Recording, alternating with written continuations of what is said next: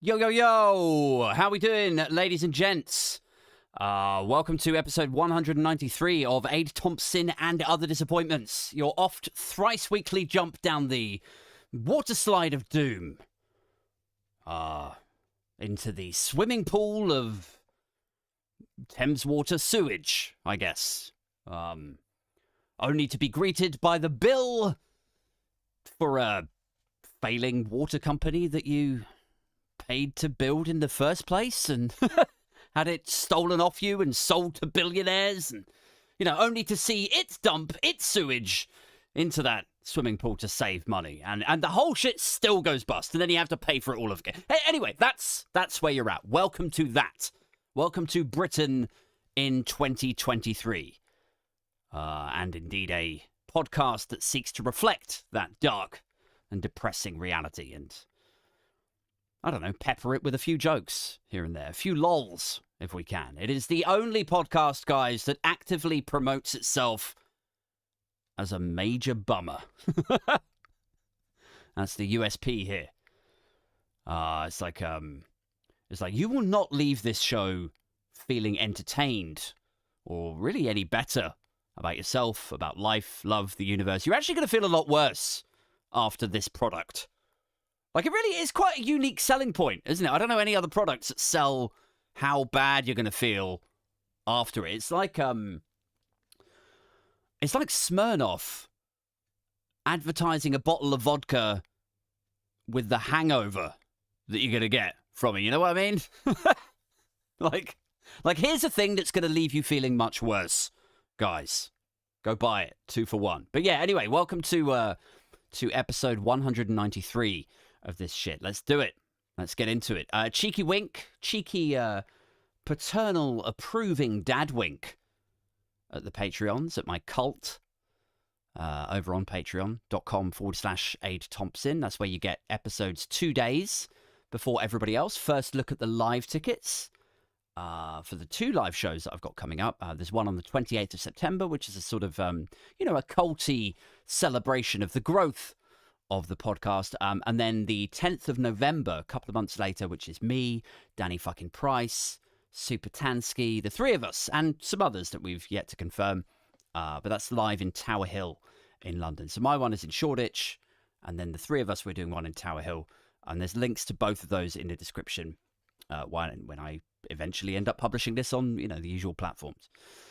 But get in there quick, though, because as I've said before, these things, they're going out onto like the Patreon platforms first so that the backers of the podcast can get first dibs on the tickets. And last time I checked, like half of them had gone already. So look, I'm just saying, get in there quick, guys, or miss out. You have been warned. Anyway, cheers. Hope you're all well. Let's get into this. So news, politics, despair. What tornado of ridiculousness are we dancing in the middle of this week? Let's peel the onion and see what there is to cry about out there. There's a huge story this week. You might have heard about it. It's a weird one. You know what I'm going to talk about. I know what I'm going to talk about. There's only one show in town this week, isn't there? It's the BBC presenter thing, right? Like, we're really living in a fucked up time now, aren't we? Where people within the media become the media's obsession, to this extent. It's like a real pop will eat itself, like the media will eat itself kind of period. Like, Gary Lineker criticized the government and it was a week-long scandal, the BBC reporting about something that's happened in the BBC. There's just, front pages, talk of suspensions, the left defending him to the hilt, while the right were not defending him. And in fact, clumsily proving his point at almost every fucking juncture with that one. And now it's somebody else. And we already know who it is, don't we, dear listeners? We all already know who I'm talking about. Like, so should we just cut the shit about this unknown BBC presenter thing, you know? The unknown, unnamed BBC presenter, you know? I don't know. Like, it's like he has been named. We all know who he is right now, don't we? So why don't you just come out and say it? Some of you are going to be thinking, like, well, are you going to say his name, Aid? No. No, I'm not. Absolutely not. Do you think I'm fucking crazy? Really? Like, I'm barely clinging on to my kids' family home as it is. You think I want to survive the mortgage crisis only to get sued into oblivion? Lose the house anyway. Like, nice one, Dad. Nice one. You just escaped losing the house with the interest rate. Like, you were Indiana Jones. Just getting under the stone wall, you know, as it's coming down. And he drops his hat and then reaches out to grab it. And then the stone wall just comes to you. He just misses it. That was you with the mortgage crisis. You skillfully maneuver your way through that shit only to lose the fucking house through naming someone on your show that you shouldn't have. Nice one, Dad. When is your big mouth going to earn us some money instead of costing us our financial security, Dad? So no, I'm not going to name him. You can expect lots of allegedly, lots of reportedly in this episode. In this fucking this minefield, having to talk about this stuff. Like, I want to tell you guys, like, some news and then crack a few jokes about it, you know? That's all I wanted, but you got me fucking, like, river dancing in a field of bear traps here, legally speaking.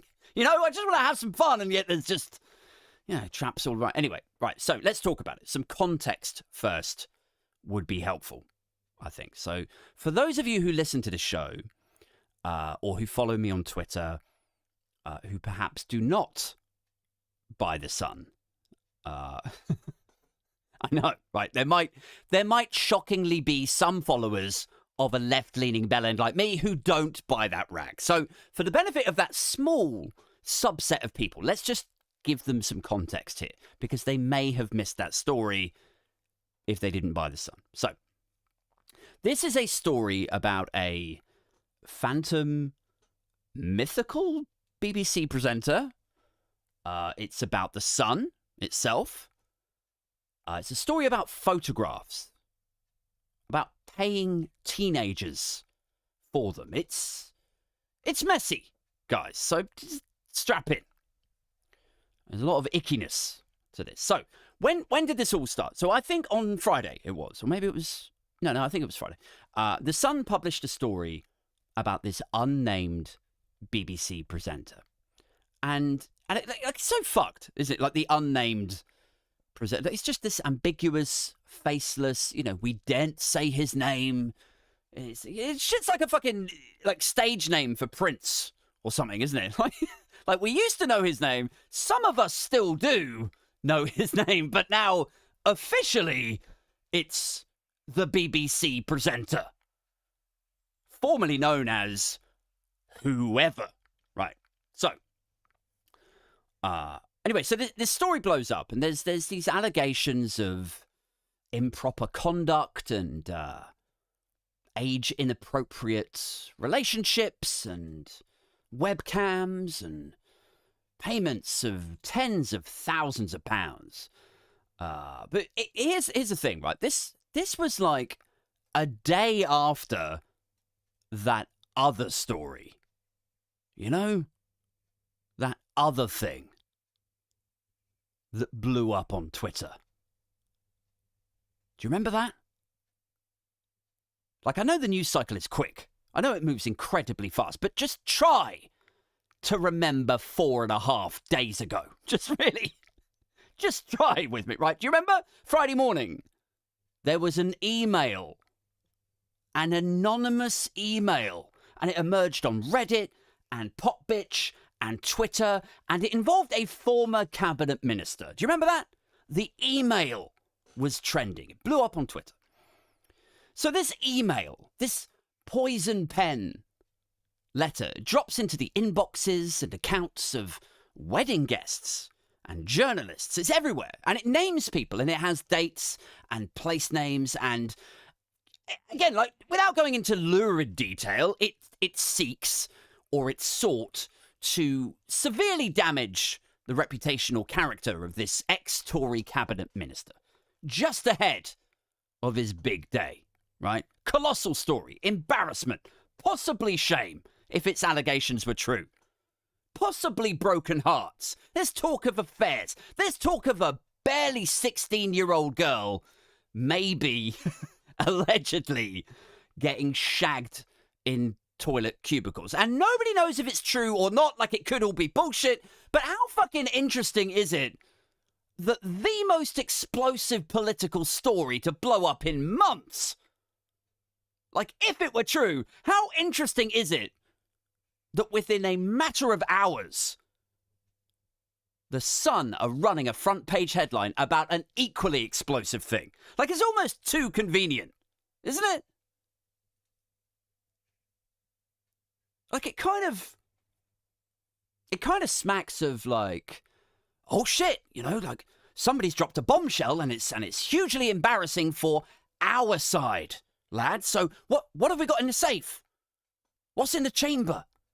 The BBC presenter story? Oh, okay, fuck it, yeah, put it out, quick. You know, because this shit is supposed to have been first complained about. The BBC presenter story, first complained about in May, right? So Murdoch and, you know, whoever the fuck edits that shit these days, I don't fucking know. I know Harry Cole's the political editor on a good day. I don't know who's actually editing The Sun anymore. I probably should know that. But, like, I don't want to get too tinfoil hat about all of this. But I do wonder, like, how convenient is it that this story blew up literally the morning after the email? Do you know what I mean? Now, I know there's going to be some people maybe who are listening to this and you're going to be like, oh, come on, Aid. No, that is too much. I thought you were an intelligent guy. I thought you at least feigned objectivity. Sometimes a story is just a story, you know? It's just a thing that comes out. You just don't like it because it's one of your side. You know, you've got this amiable Welsh BBC guy who... Wait, have I just named him? Maybe maybe I just went a little bit too far now. I'm sure there's lots of Welsh BBC guys. You know, you got this amiable guy who once mocked Tories for doing X, Y, and Z. Quickly row back. Like, it seems clear that this individual is at least a bit Remain, a bit centre-left, and you don't like that, Aid. But rather than hold your hands up and say, you know, wow, this guy is gross for doing that and he should lose his job or whatever, you have to see it as some kind of conspiracy by The Sun. You know? Well, sometimes, Aid, a cake is just a cake. Sometimes, Aid, you know, an age-inappropriate man just pays a minor to take pictures of herself, and it's gross and it's unbecoming, but that is all that it is. It's not some big conspiracy by the Murdochs or, you know, it's just gross. And you should just be disappointed in that motherfucker. And then you should just move the fuck on. And fine, right? I get that. I get that sort of, you know, that read of what I'm saying.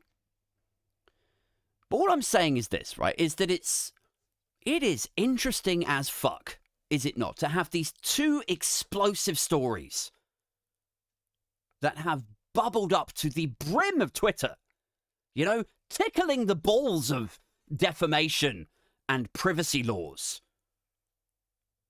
happening in the same 48-hour window, you know? Like, I'm not a mathematician or a probability expert, but you can see how unlikely that is, can't you? Like, it's not just me, is it? Like, I would say it is more likely than not that this is a story that's been locked away for a while, for a time, you know, when it can be used to fire back at the left or the centre. You know, I'd say that's more likely than it is just to have happened to have dropped the morning after the poison pen letter. If not for any other reason, right? Here's the thing with this, like, if you looked at this story through the prism of information warfare, right? Using news stories as ammunition. If you looked at this story through that prism,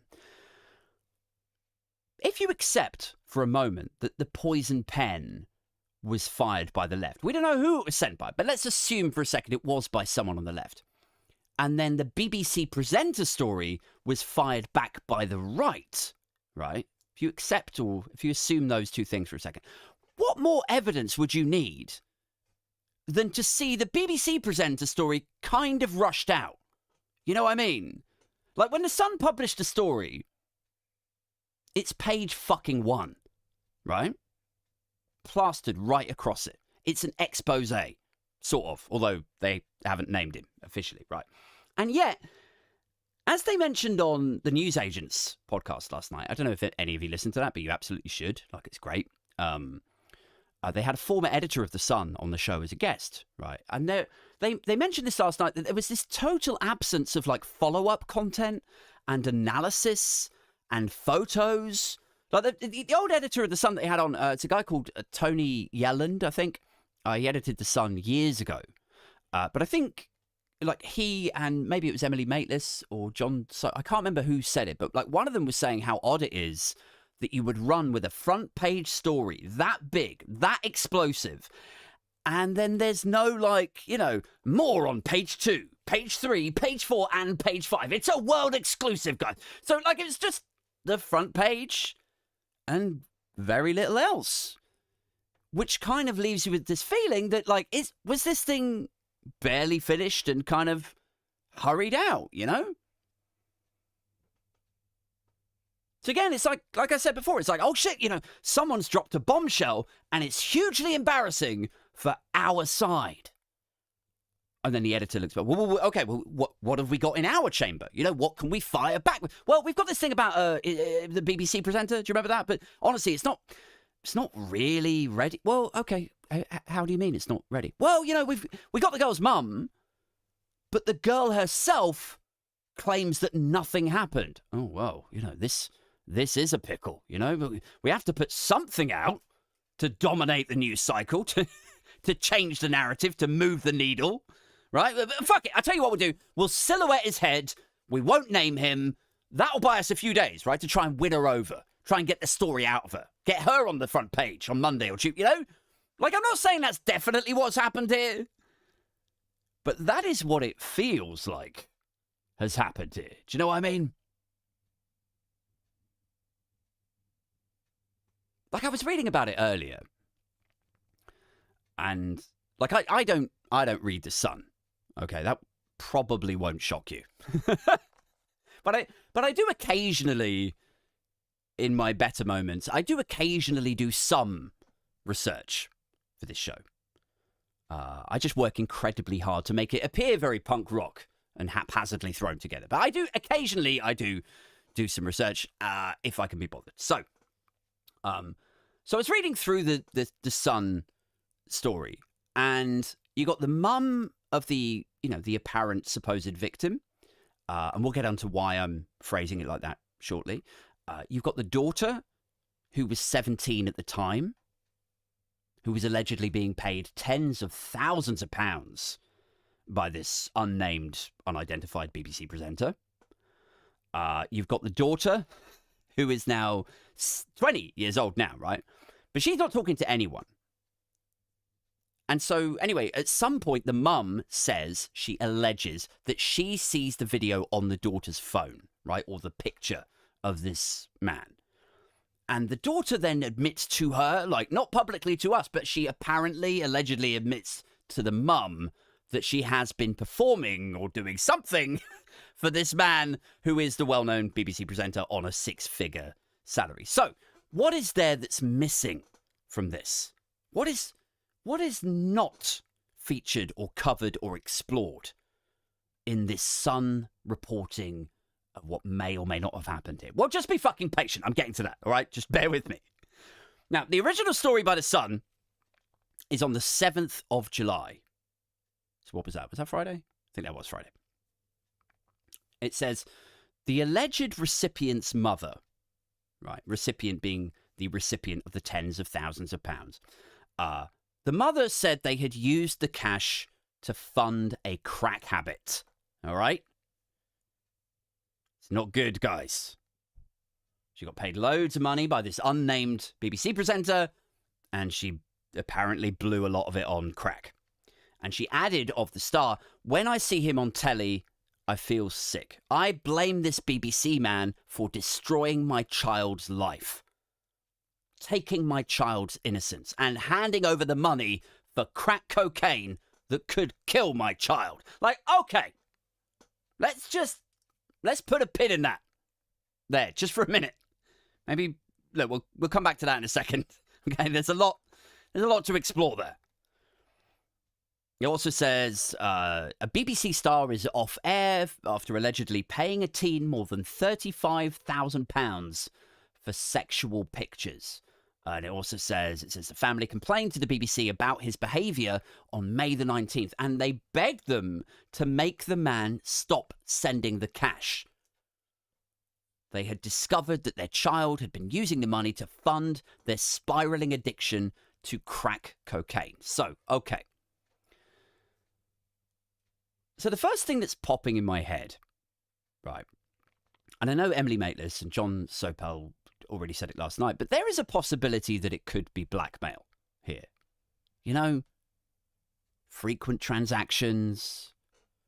Like if it's someone who's desperate for cash to fund an addiction, you know, their behavior could descend into that kind of cold, calculating sort of method, you know, as a means to extract funds from quite a wealthy guy so you can keep buying your crack, right? I know that sounds victim-blamey, and I'm not saying that's 100% what's happening here, but it is an angle that is not even considered in the Sun piece. So there's that. Now, the second thing is how oddly this is being framed. Like, firstly, there's no mention of the payment facility here, like the arrangement, how these two encountered one another, because that could change the dynamics of this hugely, right? I mean, if the guy was fucking hanging out in playgrounds and offering $1,000 to a 9-year-old, you know, like, yeah, check me out, you know, I'm the guy off the telly, you know, who wants a PS5? Yeah, yeah, then show me your fanny, you know, like that is not.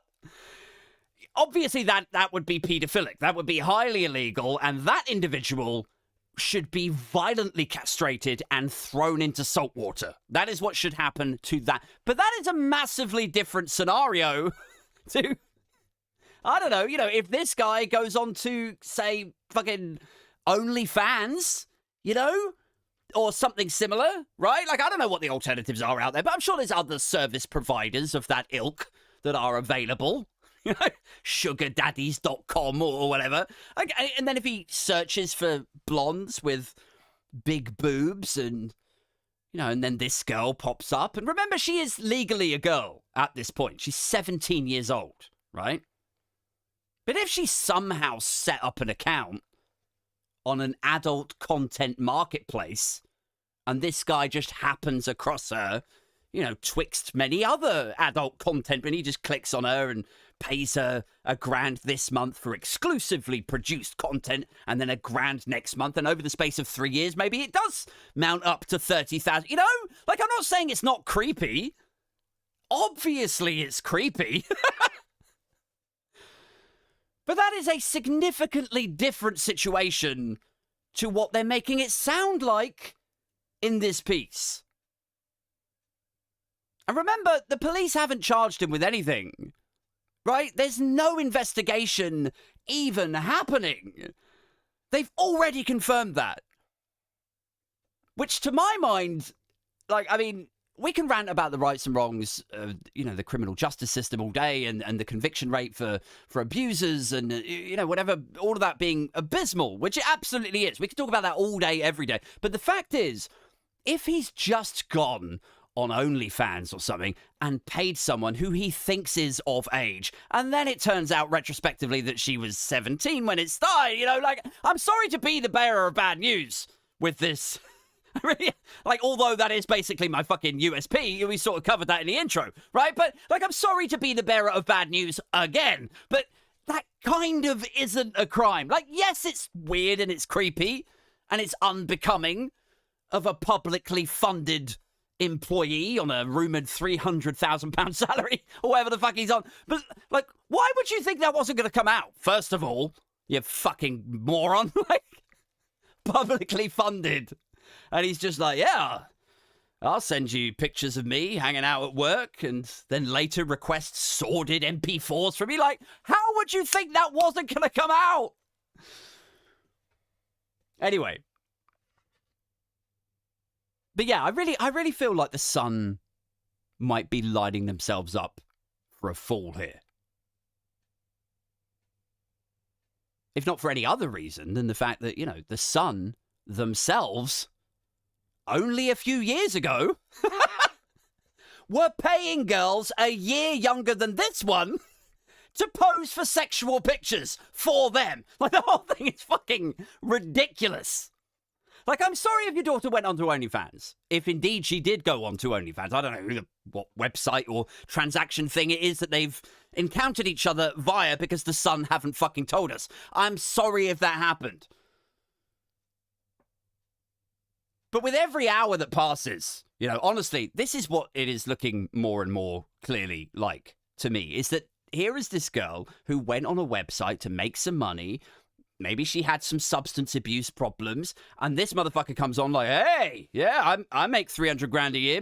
Maybe I pay you, adult content creator. Maybe I pay you to, you know, show me your tits for a bit, you know? Post me your pants or some shit.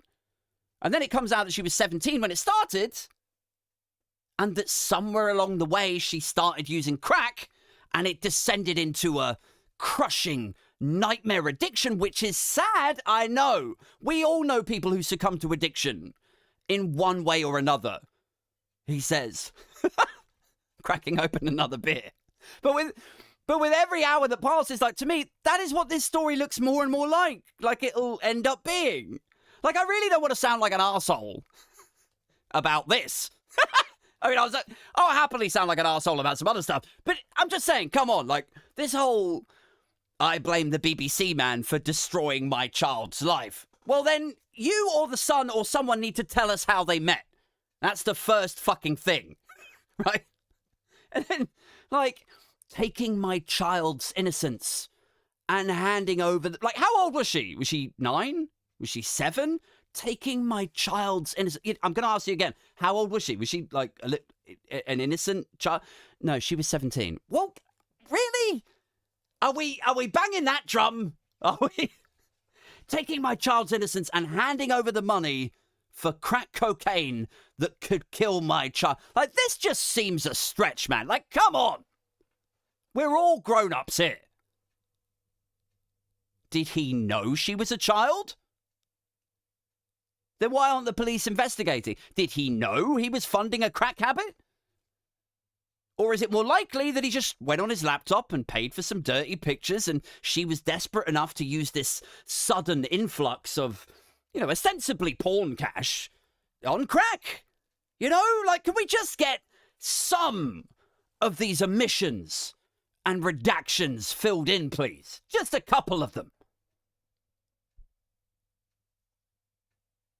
Now, the other angles and other layers to this thing are the, you know, the sort of the Twittery ones, if you like.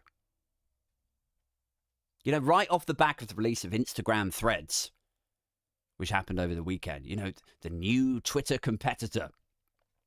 And like a day after or a day before that shit was launched, Twitter, in the UK news capacity, right, Twitter's like, yo, let's do what we do.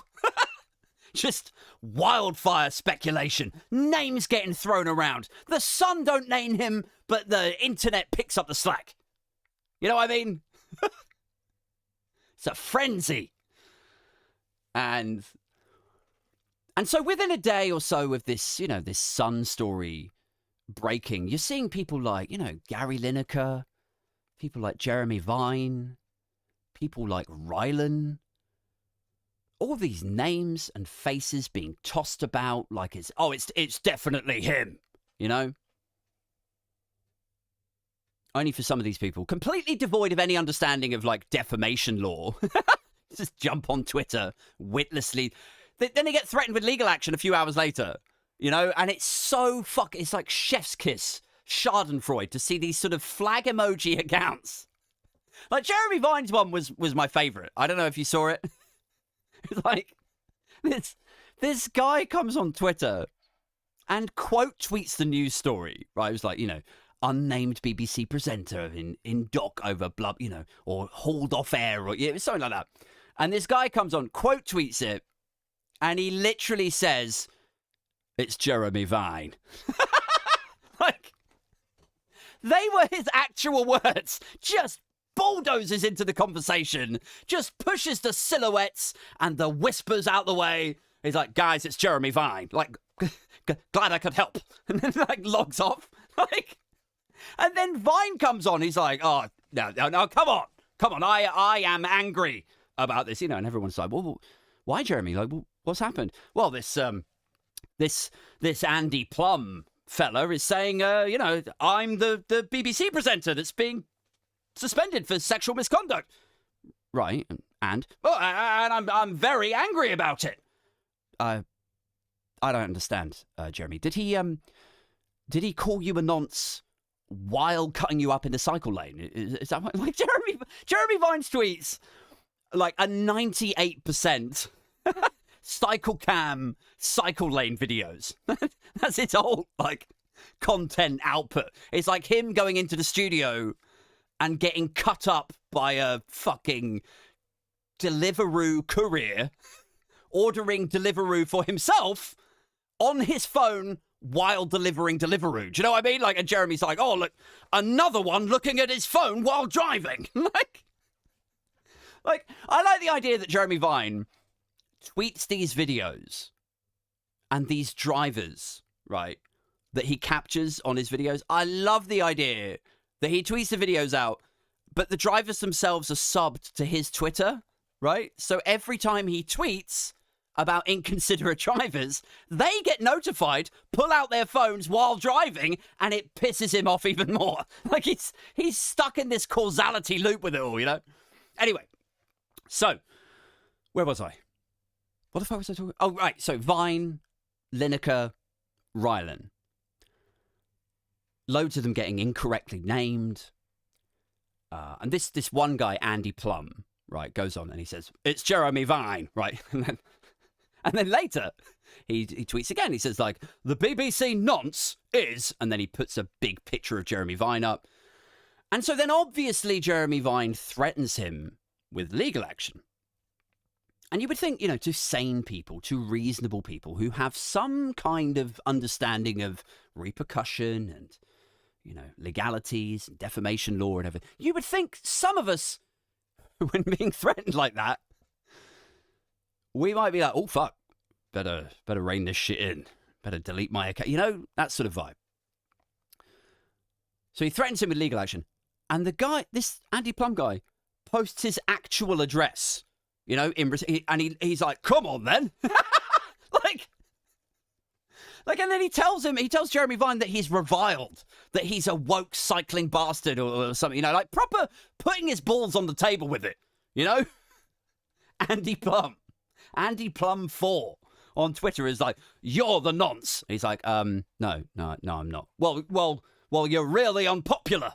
Well, that may be true, but nonce and unpopular are completely different things. I mean, you could actually be a popular nonce if you really wanted to be. I mean, if you read up on Led Zeppelin and Bill Wyman. Well, what are you talking about? What do you mean? No, never mind. It'll fucking blow your mind if you read up on that. Anyway, look, you publicly called me a paedophile, so could you just, like, take it down, or I'm going to sue you. No, go fuck yourself. Listen, Andy Plum. I really don't want to ruin anyone's life financially, but I will get my lawyer onto this, and I will track you down. It would be much simpler if you just apologized and just, you know, remove the tweet. Go fuck a bicycle repair shop, you fucking twat. I live at number 30. You know, like there really is a fine line between balls on the table bravery, just bold as fuck.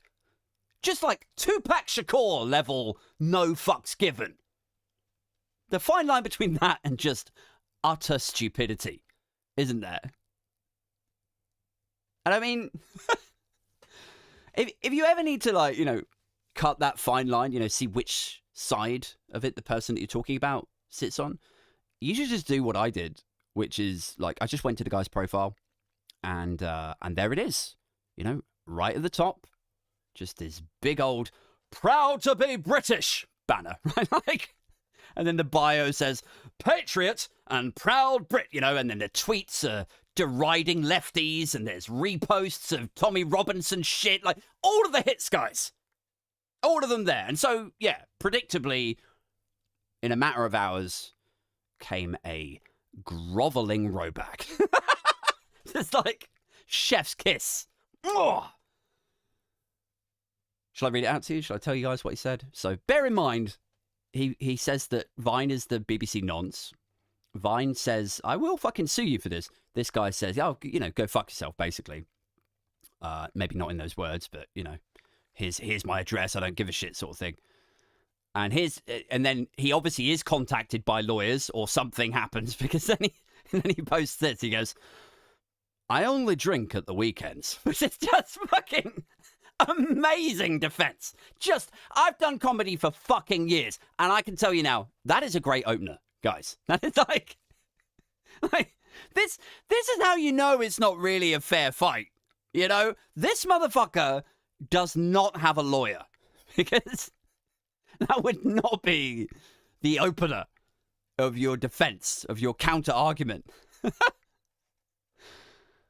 It's like, Andy, you're about to get sued into oblivion. Have you got any last words before we file this? Well, in my defense, I only drink at weekends. Is that a defense? Is it? Really? Well, I think, how bad would I be if I drank all the time? Well, yeah, if you were this defamatory and insufferable, 5 or 6 or 7 days a week. Oh, yeah, that's what I mean, I'm sort of doing you all a favour by holding back, aren't I? If you think it, well, I mean, that is a generous interpretation there. And he says, I only drink at the weekends because it helps to break up the week. That's what he says.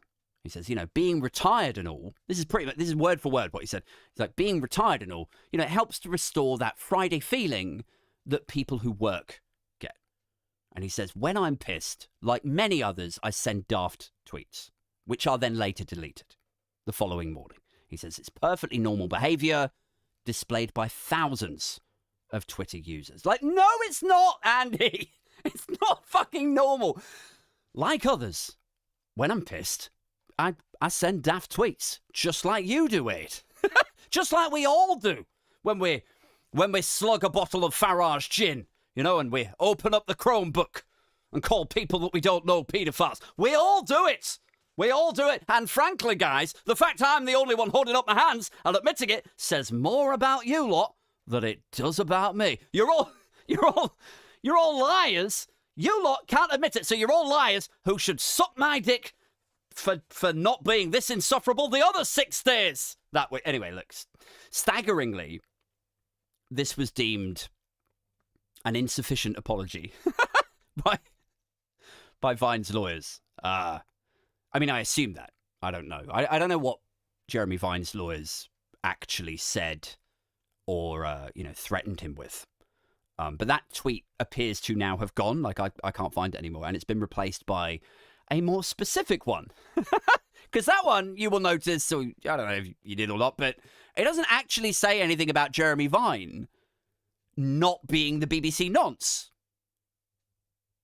It just says, I drink on the weekends, and sometimes I say stupid shit. So I reckon Vine's lawyers read that, and they were like, do you want to try that again? So here comes the sequel, right? This was sent out yesterday lunchtime. And he says, it's obviously not Jeremy Vine. My apologies. Not because of the threat of legal action. but because it's the right thing to do. I'll keep me mouth shut on the subject until the individual is named. So it's like, it's obviously not Vine, is what he says. It's obviously not. That much was obvious, Andy Plum, to even a casual observer. Even while you were prodding the bear, telling him to come for you. Like, it was obviously not him, Andy. My apologies. My apologies to Jeremy Vine. Not because of the threat of legal action, you understand. Nothing to do with that. But just because it's the right thing to do. I mean, sure, you know. Clearly it is the right thing to do. But here's where I'm confused, right? If it's not because of the legal action, if it's just because it's the right thing to do, and it was obvious that it wasn't or isn't Jeremy Vine, then what's changed, Andy Plum? What changed between the weekend and now? You know? What changed? If it was obvious it wasn't Jeremy Vine, and it's not because of the legal action, and it's just the right thing to do, which it was already the right thing to do 3 days ago. What changed between the weekend and now? Show us your DMs. Put them on OnlyFans. I'll pay you 30 grand over 3 years to show me your DMs. Anyway, last bit on this. Let's just, let's try and get through this without me going too insane. Oh, yeah, that's right. So I wanted to touch a little bit on last night's developments. Because the story thus far has come from the mum, right? We know that. It's the mum who's referring to her child, which, you know, I mean, like, again, I don't want to get too victim blamey here, but we all need to have a fucking conversation in this country about when we start treating people like adults and shit, you know? Like, you can't be in this societal framework where nationally, I mean, like, not we, you and me, dear listeners, because, you know, we are sane people who are capable of rational thought. But I mean, nationally, we're batshit, right? So nationally, we need to have a conversation. We can't demonize someone like Shamima Begum, who was 15 joining ISIS. Then we're like, well, she knew what she was doing, you know? And in the same breath, you know, act like 17-year-olds don't know what they're doing when they engage in this sort of arrangement, you know? I blame the BBC for destroying my child's life. Like, okay, like, let me just be a little bit understanding here, right? If my daughter was 17, I'd probably feel the same. I'd feel protective. I would still see my daughter as someone vulnerable, you know, especially if there were addiction issues or something at play. I would see her as someone who fell prey to this older, more powerful, rich and abusive man, you know. I'm positive I would feel like that. But societally, we have to be better than the individual. Do you know what I mean? In that, like, Ides of March mentality, in whatever the scenario. Like, the obvious one is always the death penalty. Like, if someone kicks your fucking dog, you would want that motherfucker strung up, right? If someone punched my 6-year-old son, I would want to set that cunt on fire. I would. But society has restrictions and laws to stop us all acting on instinct, to maintain civility. And so even though I would feel exactly the same as this mum and the son thing, like, I kind of feel like if society is, you know, at least currently suggesting that 15-year-olds know what they would do, you know, then society has to at least consider the possibility that a 17-year-old is at least partially responsible for entering whatever the fuck this arrangement was or whatever it turns out to be. You know? God, I feel like even saying this stuff is, like, hugely problematic. Well, you can't say anything nowadays, etc., etc. But, like, I'm just saying. What am I saying? Let me think about this. 14 is even younger, right? Now, 14 is when I started to think like an adult. It just is. I know it's different for some people. I know people mature at different rates and so on. Some people never get there. Some people just fucking exist, don't they? They just get born. They eat frozen food. They drink a few cans of Monster energy drinks, and then they babble on about Corrie, and then they keel over and they fucking die. That's about half the country that never graduate to actually thinking and reasoning and speaking like an adult. But I was 14. That's when I remember, coming online, if you like. I don't know. But let's, for the sake of argument, let's bolt a couple of years onto that. Let's say I'm 16. Or let's say I'm 17, just so I'm exactly the same age as this girl was when she engaged in this arrangement or relationship or whatever. Like, when I was 17, I know it's anecdotal as fuck, but like when I was 17, I got myself in some stupid situations. I got hammered once, and me and my mate, we walked over a bunch of cars, man, and I got arrested for criminal damage. I was fucking stupid, and it was, I was ashamed of it, and my mum was fucking livid, obviously. Like, I was the first person in my family to get arrested, but also to go to university. So, I got it kind of evened out. But anyway, at 17, another thing I did, I got way too drunk in Kidwells Park in Maidenhead. And I got headbutted in the face by a girl for literally no reason. Just there's colossal amounts of stupidity and silly situations going on when I was 17. But even when I was 17, 3 years after I came online thinking like an adult, however dumb I was, however short-termist my mentality, however devoid of the concept of repercussions I might still have been with my, not fully formed frontal lobe or whatever. I still think, had a guy approached me with £30,000 and said, I will pay you to send me videos of you getting undressed. Like, I would know what that was. I just fucking would. And yes, we can have a conversation about power dynamics and vulnerable drug addicts and so on. But can we please, we nationally, please can we drop this idea that every 17-year-old is a damsel in distress, Or can we just have a conversation about age and responsibility and just redefine where that starts and stops? Because frankly, it's not clear. Frankly, it's not obvious, Andy Plum 4. We need to clear this up, or Andy Plum 4 may get confused again. But yeah, last night, the young lady in question, the latest developments are that her lawyer this time has released a statement or something on her behalf. And it says that the whole thing is bollocks. Wow. Like, how about that shit? It's like, here is this girl, right? 17 at the time when it started, apparently selling pictures of herself.